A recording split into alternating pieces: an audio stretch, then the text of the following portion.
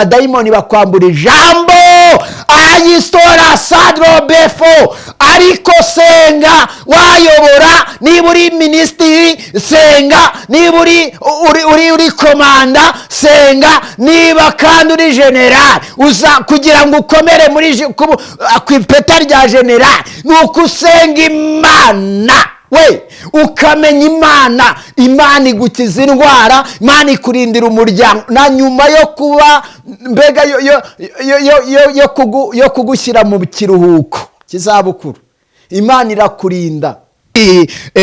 Niba wayoboraga ukagira abagambanyi bakugose, Imana yambwiye ngo mwe muyobora, impande zanyu hari abagambanyi babagose.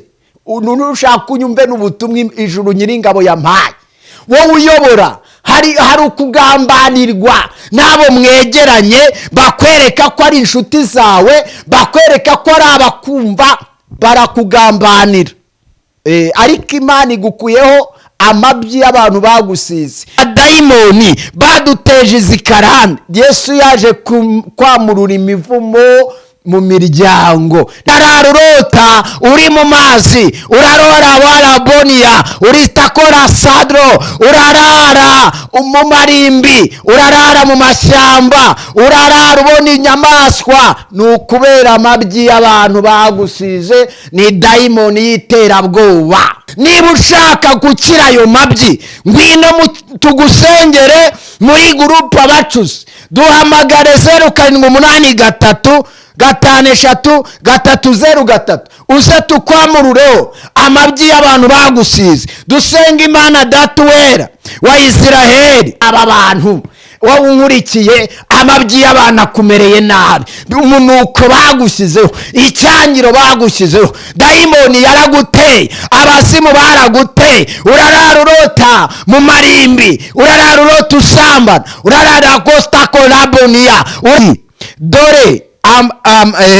Dore amabyi y'abantu nyagukuyeho. Niba ukiri wa wundi wubaha Imana, ariko haleluya, Imana yambwiye ngo igukuyeho amabyi y'abantu. Dusome, twagiye kuko amabyi yo barayagusize. Iyemere, ikakaze, ibone, gira gute. Icyo nzi ko amabyi y'abantu yo barayagusize. Wakora akazi keza, waba muri biro runaka, washaka ukaremera, ko dufite abantu baremereje amazina. Wabyanga wabyemera, tuzahanura. N'amarembo y'ikuzimu yazikuka, n'ingabo z'abadayimoni zatera. Ngarosa aje guhanura, nzahanurira isi, mpagurukiye kuvugira Imana. Aho abantu bayisebeje, aho abantu bayambuye agaciro, Karosi ndahagurutse kandi simpagurutse kugira ngo ushimwe, ko twarashimwe, twarabibonye, turamamara. We tubibirangirire by'amatiku, twageze ubwo tubibirangirire by'amatiku. Ubu rero nge nabaye mushya, narakijijwe, nakiriye Kristo nk'umwami n'umukiza w'ubugingo bwanjye.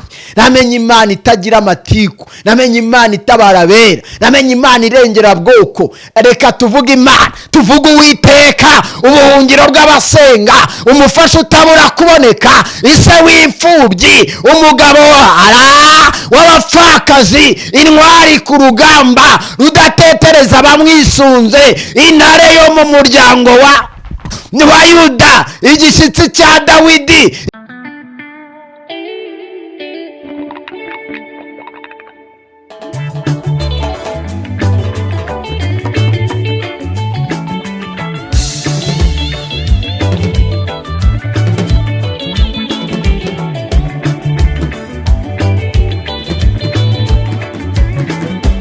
Nongere ngusuze kandi ngushimire wowe wakoze subscribe kandi ubana natwe munsi ku munsi. Ni François Karosi, ndagushimiye wowe ubana natwe mu biganiro bitandukanye cyangwa se mu nkuru zitandukanye z'ijambo ry'Imana, kuko uyu munsi turiho kubw'ubuntu bw'Imana, turiho kubw'amavuta y'Imana, turiho kubw'ububasha bw'Imana. Ndasuza inshuti zacu abari muri Canada, Amerika, Uburayi, Kenya, Tanzania, Uganda ndetse na Congo n'ahandi hose mu gihugu cyacu hano mu Rwanda. abo bose turabasuhuje mu izina rya Yesu. Umuntu wese ugerageza kuba yumva ururimi rw'ikinyarwanda, cyane ko ari rwo twe tuvuga, ngasuhuza umuvandimwe. Yesu aguhe umugisha mu izina rya Yesu. Ndetse n'abantu bari mu Bubiligi, Yesu abakomereze amaboko kubera yuko abafite impamvu. Uyu munsi rero tugiye kuganira, muranzi nitwa Karose, ntabwo jyewe njya mu bintu byinshi cyane, so reka nze kuvuga ngo nitwa Karose, mfite umugore n'abana 3, Imana yatugiriye neza. Reka twagiye rero uyu munsi tugiye kuganira ijambo ry'Imana. Hari ibyo yakoze, hari n'ibyo yavuze, hari ibyo yakuvuzeho. Ubundi hari iyi Imana ivuze iranasohoza, iyi Imana ivuze isohoza ibyo yavuze. Ihagaze ku ijambo ryayo, nta nubwo izigera irireka, kuko icyo yavuze, icyo yanditse yaracyanditse. Buriya hari ikintu, mbega hari ikintu Imana ikora ikacyandika, iyo imaze kucyandika inacyanzura. Bivuze ngo icyo Imana yanditse ku buzima bwawe yaranacyanzuye, imaze kucyanzura. Niyo mpamvu ibyo ucamo byose bigomba kuba ugomba kumenya neza cyane ko icyo Imana yanditse ku buzima bwawe, haleluya, nacyo ubwacyo icyo yanditse kirivugira. Niyo mpamvu mu buzima uzagerageze kubaho ube ufite intego y'ubuzima, nuko icyo Imana, haleluya, yanditse yamaze kucyandika iranacyanzura. Icyo Imana yanditse ku buzima, niba yaravuze ngo uzaba umukire, byanze bikunze ubuzima yarabwanditse, yandika ko uzaba umukire. Niba yaranditse ko uzabaho neza, Imana yanditse ko uzabaho neza. Niba Imana yaranditse ko utazapfira mu gihugu uvukamo, ni hahandi uzapfira mu gihugu kindi Imana yaguteguriye. Kuko ibwira Aburahamu, yaramubwiye ngo va genda, jya mu gihugu nzakwereka. Cyambere nzakuhindura, nzakugira umugisha. Ubundi umuntu ugendana n'iri jambo abwiwe n'Imana, lerosta volai, akabwirwa n'Imana, mbega ikamubwira ngo icyambere nkugize umugisha, nzaguha umugisha, uzakwifuriza umugisha uwo nawe azabona umugisha. Bivuze ngo rero hari abantu bibereyeho mw'ubwo buryo, bahagaze ku ijambo rivuga ngo nzakugira umugisha, uzakwifuriza umugisha nawe nzamuha umugisha. Bivuze ngo uzakuvuma, haleluya, adonata wenema, azavumwa. Bivuze ngo hari abantu batavumika. Ariko rari yaririmbye iravuga ngo turi ubwoko butavumika bwitwa ubw'abanyamugisha, ngo bafite umugisha bahawe n'Imana. Bivuze ngo hari abantu bahawe umugisha n'Imana bataranavuka. Impamvu nakubwiye ngo vana imitwe aho ngaho, hagarara uce bugufi, Imana y'amahoro ikore, haleluya, tarawana, Imana ikore. Hari ibyo yavuganye nanjye, hari ibyo yavuganye nawe. Twese harimo ikintu bita ubushobozi, ububasha, ubumana. Mbega hagati aho harimo igipimo kimwe. Ese harimo ibyo Imana yakubwiye, imaze kubikubwira koko nibisohoza uzayishima, cyangwa se harimo ikindi kintu wowe unakota sebrai, haleluya, hari niwi ada ari so before, haleluya, hari icyo Yesu yavuganye nawe, hari icyo Nyiringabo yavuganye nanjye. Mbega hari ibintu bitatu nshaka kugira ngo tuganire. Icya mbere ni umwaka wa karande uvukiramo, ugakuriramo, ugapfiramo, mbega ugashakiramo, ugasenyeramo, cyangwa ugapfiramo. Aho ni ahantu ugomba kugenda. Icyo ni icya mbere. Ikindi cya kabiri ndaje.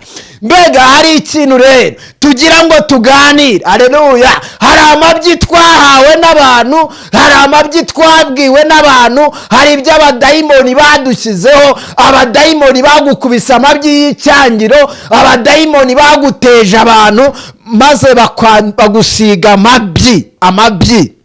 amabyi ni amabyi, ntabwo mvuga amazirantoki. Bibiliya yavuze ngo ni amabyi. Imana rero yantumye igiye kukwamururaho no kukoza kure na itotaze binifo. Haleluya. Ahangaha reka nkubwire, abana n'Imana barasizwe amabyi n'abantu. Icyitonderwa, batabarwa batunguwe. Ubundi Imana buriya ijya kugutabara. Muririmbyi yaravuze ngo itinda kugutabara atari uko yabuze tike, ngo itinda kukurengera atari uko ibuze ubushobozi.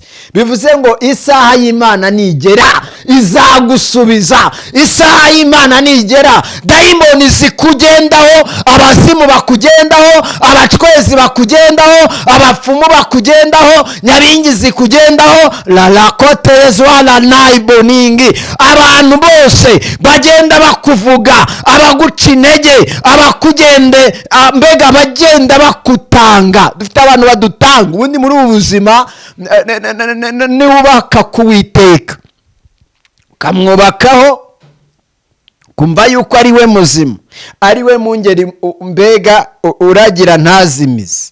Uyu mukiza wacu niwe ushobora byose. Rero tugendane. Iyo ufite karande iva mu muryango wawe, hari abafite karande baravuka bakakura bari muri iyo karande.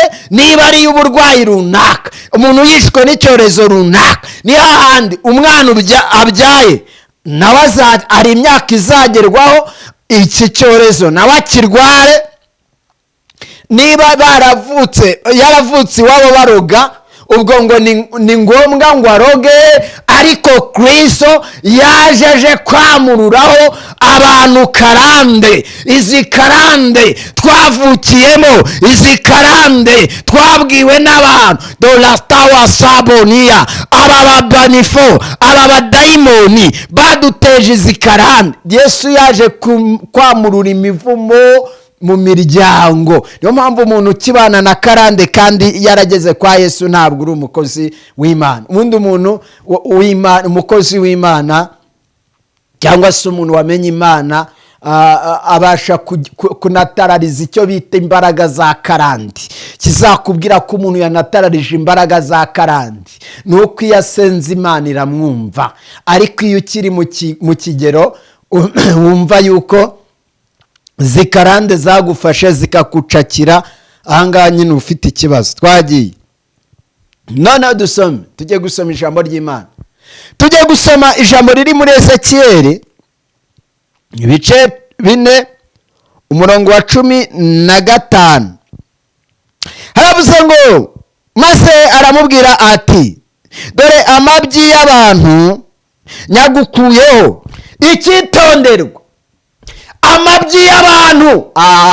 Imana Data Nyiringabo, Uwera wa Isiraheli, Imana ishoboye byose, iravuze ngo igukuyeho amabyi y'abantu. Amabyi lata wezado, amabyi y'abantu. Abantu bagusize amabyi, icyangiro mbega giteye ubwoba. Baguteje icyangiro, bagusize amabyi, bakuvuzeho, bavuga ibibi, nta cyiza bavuga, bakotarasonema, bakongina manda, bakwambitse ububwa. Uragenda abantu barakwanga kubera amabyi y'abantu. Abantu bagusize amabyi, abantu bakwambitse ubusa, abana wata, abantu si beza, abantu ntabwo ari beza. Abantu baragiye bagusiga aya mabyi. Umva uko Bibiliya ivuze, iravuze ngo, maze arabubwira ati, dore amabyi y'abantu nyagukuyeho. Niba ukiri wa wundi wubaha Imana, ukumbira Imana, Imana igukuyeho igisebo n'amabyi y'abantu bagusize. Ariko byanze bikunze aya mabyi bayagusize nawe wabigizemo uruhare. Hari igihe abantu bagusiga amabyi kubera uruhare wagize. Dufite abantu babaye nk'amadayimoni. Dufite amadayimoni y'abantu agenda. Dufite amadayimoni y'abantu agenda, abantu batumva ko Imana ariyo. Ubundi Imana niyo ishoboye byose. Bivuze ngo aya mabyi y'abantu badusize cyangwa se bagusize urayagendana, urayahanurana, urereka uyafite, uragendana nayo, urahanura uyafite, urabwirwa n'abantu ugata umutwe. Ariko umva Bibiliya raza ngo maze aravuga ati uko lastiko tara sebre vai elo. Reka nkubwire amabyi y'abantu, aya mabyi y'abantu, ubundi aya mabyi ntabwo hari igihe kigera aya mabyi y'abantu bagusize Imana ikayakukuraho. Imana irambwiye ngo igukuyeho amabyi y'abantu, aya mabyi y'abantu bagusize amabyi. Ntiwajya mu kazi ngo ugakore, niyo ugakoze bakabona bose nta kwirukanye uragakorana uburwayi. Bivuze ngo aya ni amabyi y'abantu. Iyo wubatse urugo dayimoni zirakuzaho ugasenya. Kubera iki? Aya ni amabyi y'abantu. Abantu bagusize amabyi, abantu bagushyizeho icyangiro binakotayiniwa alawa sidra bonia. Abantu bagusize amabyi, aya mabyi, abantu bagusize amabyi. Mana yarakubwiye ngo senga, niwasenga urasengera. Bivuze ngo rero ihanganira amabyi bagusize. Aya mabyi dore uwagezeho ntabwo atera imbere. Aya mabyi umuntu agezeho iyo asenze ntibyemera. Ubwo reka tuze kuvuga yuko Imana y'amahoro yakwitegereje, yabonye yuko abantu bagusize amabyi. Aya mabyi barayagusize, uragendana umunuko, abantu urabanukira, umugabo uramunukira, umugore uramunukira kubera amabyi y'abantu. Honestakotayiminifo. Niba ushaka gukira ayo mabyi, ngwino tugusengere muri gurupe abacuzi. Duhamagare 0783 uze tukwamurureho amabyi y'abantu bagusize. Dusenga Imana Data wera wa Isiraheli, kuko abantu bagusize amabyi. Ukeneye Imana, ukeneye Uwiteye karasadro une pafoline. Ukeneye Imana kugira ngo aya mabyi bagusize arangire. Ubundi hari ikintu bita kurangira kw'amabyi. Ubundi amabyi arangiye, inshuti wagira nubwo yaba imwe basi iragukunda. Amabyi urazi umuntu basize amabyi agenda nuka, ahanyuze aranuka, aho agiye aranuka, ibintu byose biranuka, naho akoze haranuka, ibyo akozeho biranuka. Ariko ukeneye anedo prevola, amaboko y'Imana, kugira ngo amabyi abantu bagusize aya mabyi ashire, umunuko ushire, aritawarawa aboni ayiwe, kugira ngo aho uzajya hose ujye uhinduka igisubizo aho guhinduka ikibazo. Twagiye.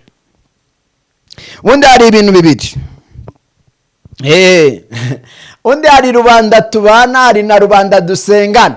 Uziko n'abantu dusengana badusiga amabyi, ugasanga umuntu bakwangije kugira ngo bagutere umunuko, ariko irabaziye, irakudi. Niba hari ikintu ubundi arakana barokore ngo icyo abayuda barusha abandi ngo nuko babitse ibyasezeranijwe n'Imana. Bivuze ngo umuntu rero wamaze gusobanukirwa yuko abantu bamusize amabyi, iyo atetse aratekesha amabyi y'abantu. Abana barahura n'amabyi n'umunuko w'amabyi. Abavandimwe iyo baje muri urwo rugo basanga amabyi. Umuntu wese uri muri urwo rugo arahunukirwa n'amabyi. Bivuze ko amabyi y'abantu amereye nabi abantu.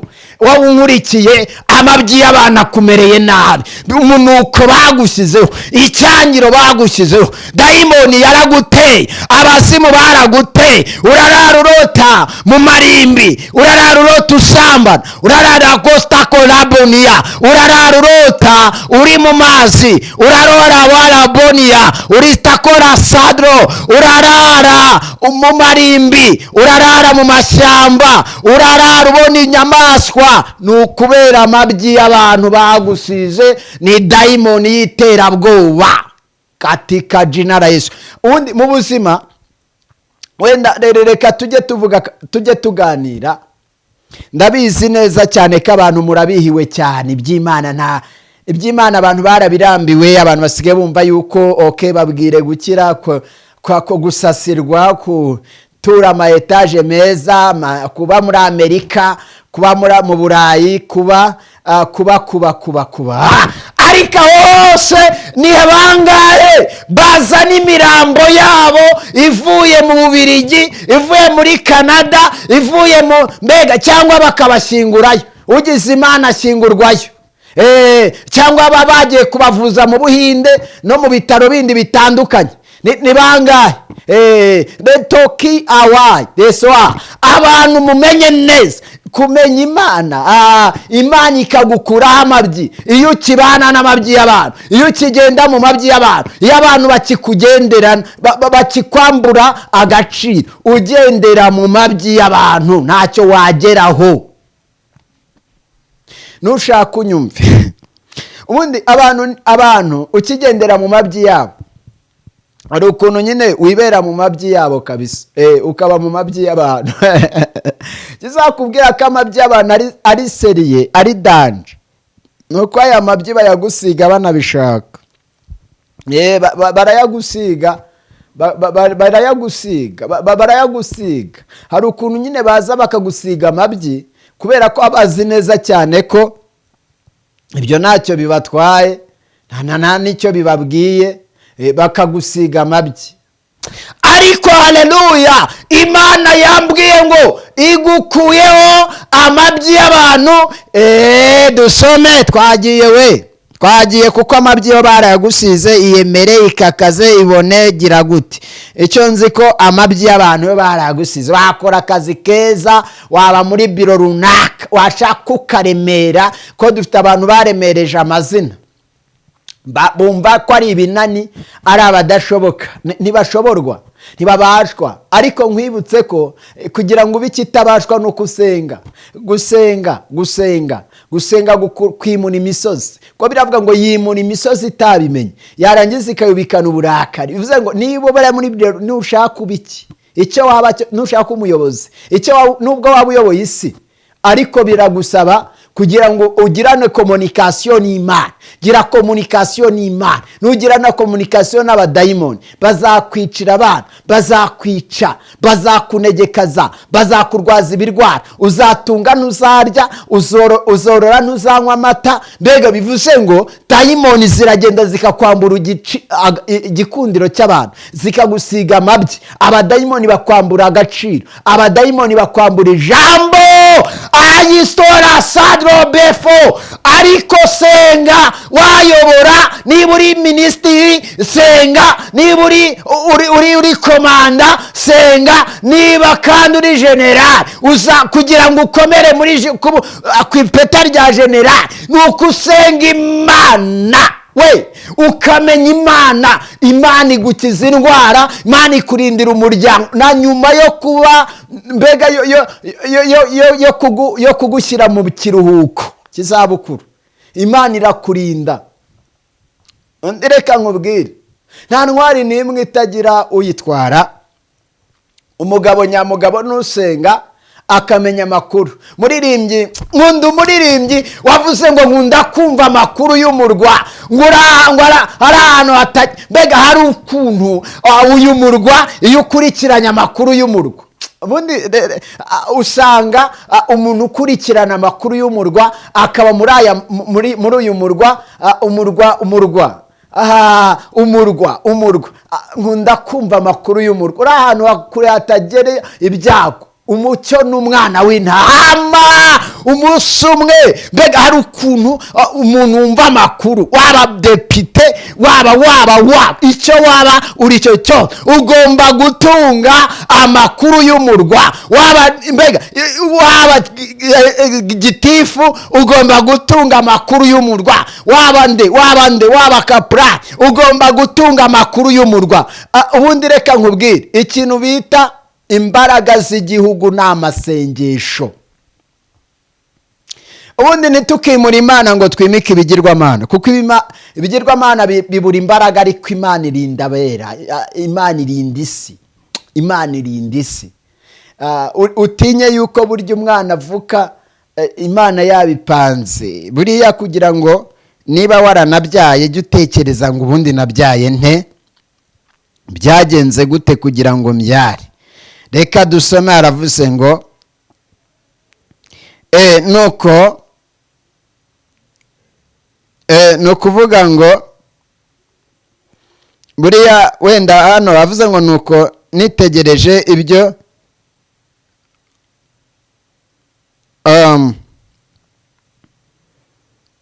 kane 15 bavuze ngo maze arambwira ati dore amabyi y'abantu nyagukuyeho, ngukuye ibisheshe, nguhaye ibisheshe by'amase y'inka. Cyitonderwa, imana igukuyeho amabyi y'abantu, imana ishyize mu biganza ibisheshe by'inka, by'amase y'inka. Ubundi ari ukuntu baguha amabyi ukajya utekesha amabyi, bakagusiga amabyi, bakagendera mbega bakugira ngo bakwangize. Dufite abantu batwagishije abantu, ku rugero niyo yumvise ubwiriza ahita yumva uri umudayimoni, kubera satani yabuzuye imitima. Ubundi mu buzima ntuzababazwe n'umuntu utakwica ngo umushobore.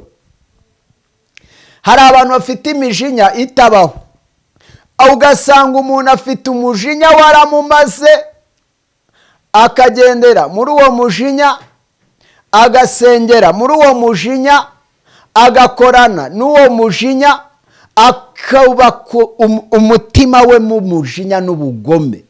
Rero wowe nkubwiza ukuri yuko wamaze guta umutwe, wataye umutwe. Ubundi ari ibintu tugira, ntabwo dukwiye kubaho kubera abantu, nta nubwo dukwiye guhanura kubera abantu, kubera ko uyu muntu wakugiriye umujinya arakwangiza, ajya mu bantu bose, uriya muntu ni iki n'iki, uriya muntu ntakizwa, uriya muntu ibyo avuga ntabwo imana ibyumva.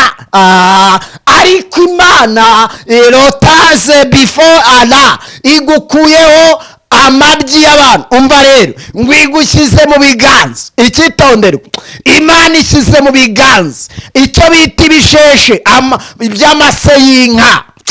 Ikuye umunuko wanukaga w'abantu, igukiza mbega igukizeho ikintu bita amase y'inka, niyo iguhaye, niyo ugiye kujya utekesha ibyo kurya byawe. Niba watekaga ukarya unukirwa, imana buriya amase ntanuka, oya. Ubundi nkubwire ngo imana igukure mu buzima bubi. Niba wayoboraga ukagira abagambanyi bakugose, imana yambwiye ngo mwe muyobora, impande zanyu hari abagambanyi babagose. Nushaka unyumve n'ubutumwa ijuru nyiringabo yampaye. Wowe uyobora, hari ukugambanirwa n'abo mwegeranye, bakwereka ko ari inshuti zawe, bakwereka ko ari abakumva, barakugambanira. Ariko imana igukuyeho amabyi y'abantu bagusize, icyangiro n'ubugambanyi no guhora bagaragaza amakosa yawe. Ariko nsetswa n'abantu ntibajya bagaragaza ibyiza, ahubwo bahora bagaragaza ibibi. Niba umuntu akora muri kampani runaka, ubwo uragaragaza ibibi byiwe kugira ngo yirukanwe. Ese niyirukanwa uzazanamo bene wanyu? Imana yavuze ngo ubu bugome abanyarwanda dufite nidubushyire hasi tuyumvire. Nutumvira imana uzaseba, nutumvira imana uzaseba upfe. Ubundi hari ikintu kimwe, nimwumvire imana ikore. Imana igukureho amabyi y'abantu bagusize, imana igukureho umuvumo bakuvumye. Wala imana ikurigawa sandoma, ikwigize imbere, niyo yigisha, niyo itanga, niyo igaba, niyo yambura ikambika. umvasha ngo yimura imisozi. Hari ukuntu ikufatira igisozi bari baragushyizeho, bari barakwangije, bari barakwambuye ubusa, bari baragushyizeho ikintu bita icyangiro, yarangiza igafata uwo musozi w'ayo mabyi bagusize igahita ibigenza neza. Mbega hari ukuntu Imana nyine yagura ngo yimura. Ubundi hari ibintu yimura, Imana ijya yimura. Ubundi imaze kwimura irimura. Hari ukuntu nyine hari ibintu igiye kwimura ku buzima bwanjye n'ubwawe. Ubundi Imana igiye kwimura, hari ibintu yimuye. Nunyumva kandi unyumva, hari ibintu Imana igiye kwimura kandi nibyimura urabimenya. Ubundi uramenya ko ariyo yabyimuye. Imana ijya ibyimura ikabirangiza. Imana yambwiye ko ugiye kwimura ibintu byawe byaranze kwimuka. Ibyaguteraga binyuze iburyo ibijyanye ibumoso. Hari ibyaguteraga binyuze ibumoso igaruye iburyo. Ubundi mu buzima uzangizwa n'iki? Uzangizwa n'abantu mugendana. Abo mugendana nibo bazakwangiza. Niyo mpamvu uyu munsi Imana imbwiye ngo abantu bayobora ababagosa benshi si bose, ahubwo barabagambanira. Niyo mpamvu ubona umuntu yayoboraga ari umuntu w'ikinani uvuga ijambo rikakwira igihugu cyangwa isi, ariko mu kanya gato ukabona ahindutse igisebo, n'inkiko zigatangira kumukurikirana kubera amabyi y'abantu. Mva Bibiliya yavuze sha twagenda ndimo ndenda gusoza, nge nta mikino. Imana yambwiye ngo irashaka gutabara, kandi igiye gutabara itumira abera. Mva 15 ngo ibisheshe by'amase y'inka uzabe ari byo utekesha ibyo kurya byawe. Bivuze ngo aya mase, ibi bisheshe by'amase basi biraruta igwamuruyeho umwuka w'igisebo bari baragusebesheje. Iraguseburuye, reka mbivuge uko unyumve cyangwa urorere. Nge nitwa Karosi Faransi, wihoreye umuhanuzi w'Uwiteka. Wabyanga wabyemera tuzahanura. N'amarembo y'ikuzimu yazikuka, n'ay'ingabo z'abadayimoni zatera. Karosi aje guhanura, nzahanurira isi, mpagurukiye kuvugira Imana aho abantu bayisebeje, aho abantu bayambuye agaciro. Ge Karosi ndahagurutse kandi simpagurutse kugira ngo nshimwe, ko twarashimwe, twarabibonye, turamamara we, tubibirangirire by'amatiku. Twageze ubwo tubibirangirire by'amatiku. Ubu rero nge nabaye mushya, narakijijwe, nakiriye Kristo nk'umwami n'umukiza w'ubugingo bwanjye.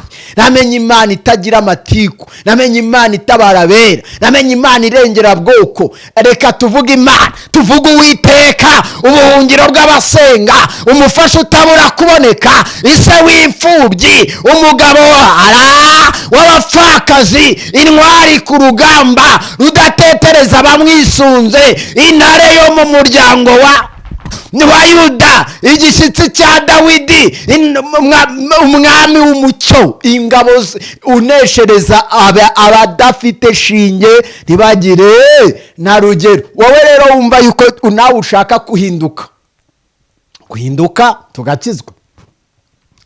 Byeri zigomba kuba zihari tugakizwa. Bwa buyoga bw'ubupfu buhari, za Ginesi, za Satani, za gatanu zihari dukizwe.